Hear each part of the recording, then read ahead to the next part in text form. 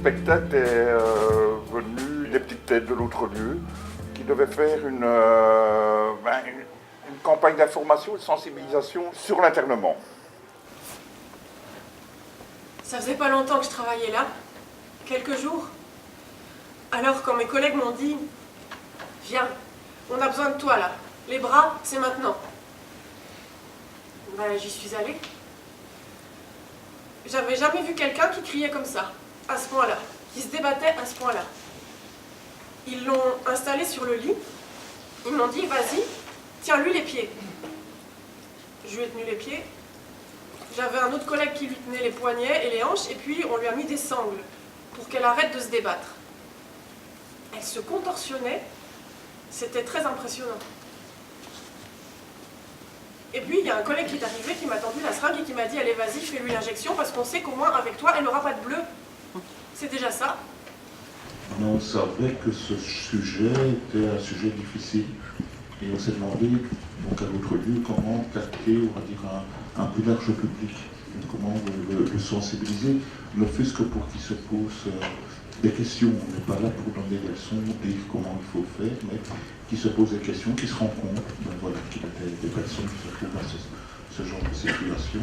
C'est vraiment un spectacle qui peut aller dans des centres culturels, avec un débat après, mais ça peut aussi être quelque chose pour des scolaires, par exemple, mais même pour des adultes. Moi, la défense sociale, je ne savais pas exactement ce que c'était non plus, en fait. Où elle ne verra qu'un autre être humain que pendant les repas, où on lui détachera une main.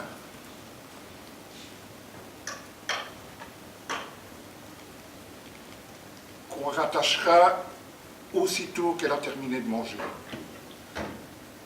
C'est pas du soin, ça. Mettre quelqu'un au cachot parce qu'il a tenté de se suicider. La mettre au cachot nu. Et lui faire recevoir la visite de la direction dans son cachot, où elle est nue. Médiquer quelqu'un pendant des mois, au point qu'il bave ou qu'il ne sache plus rien faire d'autre que dormir. Vraiment.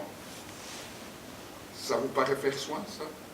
L'idée, c'était aussi d'essayer de donner une portée plus métaphorique ou plus symbolique qui permette, on espérait que ça permette de comprendre d'une autre façon ou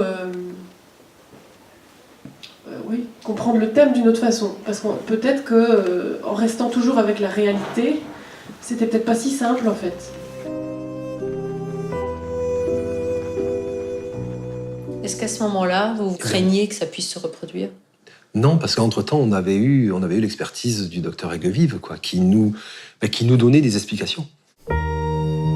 L'expertise du psychiatre conclut en effet que Mathieu a fait une autocritique sincère et authentique, qu'il n'est pas dangereux, qu'il est curable et réadaptable.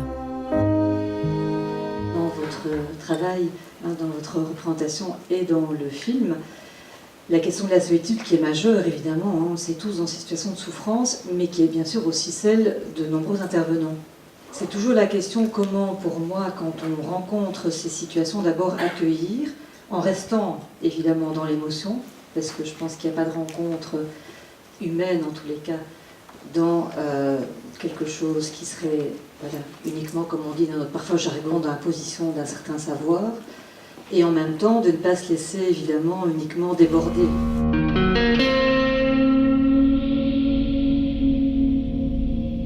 J'ai réalisé le film là l'an dernier, mais les images datent d'effectivement fin 2010, début 2011. Donc le point de départ du film, c'est quand j'ai retrouvé ces images d'archives que j'avais tournées à l'époque où je traversais un épisode maniaco-dépressif qui avait été très intense. Après l'épisode maniaque, j'avais vécu une dépression qui s'était un petit peu terminée comme ça. J'arrivais plus à créer grand-chose et donc du coup j'avais un petit peu oublié ces rushs-là et j'avais une mémoire assez fragmentée de tout ce qui s'était passé.